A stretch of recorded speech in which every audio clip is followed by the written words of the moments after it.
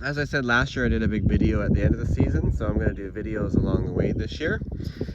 This is video 2, April I think 21st, 2024, and I'm in the garden early this year, just because I've got that new rototiller.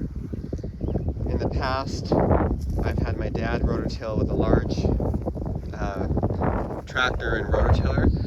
Rototiller is way at the end there, by the Kubota, the red speck at the end there.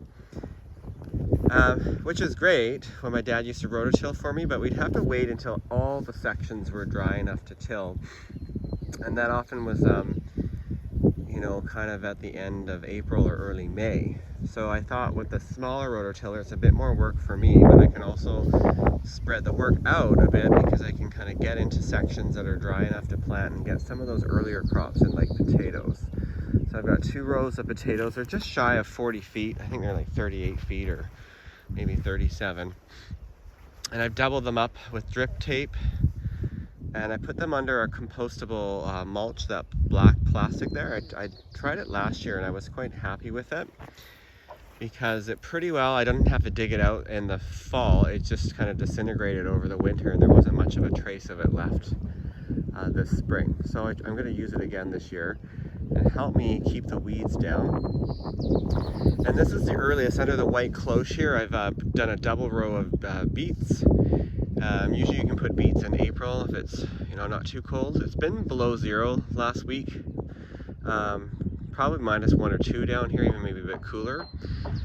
But the beet seeds are buried, and I've got the white cloche on it to kind of keep it a bit warmer. And plus, I have to put cloche on all my seeds down here because I find that the quail come down and they scratch up all my seeds here.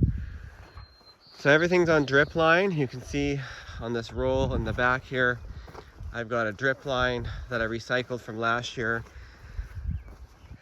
in different lengths here, and it's usually good. I can get maybe 3 years out of it. So this is year 2 for this, so I'll have to mark these rows or write it down that I've used this for year 2. And everything's on drip line. I might do some overhead sprinkling initially to wet the seeds down if it gets too dry, because I won't have my irrigation circuits all in place until everything is planted, because it has to be a closed circuit. So I have 8 zones down here and I have to keep it, it all has to be hooked up before I can turn the water on. So that's it for now, video 2. A lot more tilling to do. Next, probably some carrots will go in, and I gotta work in the greenhouse this week and get all my starts for zucchinis and cucumbers and summer squash and all that started in the greenhouse. And they usually go in the field around May long weekend or so.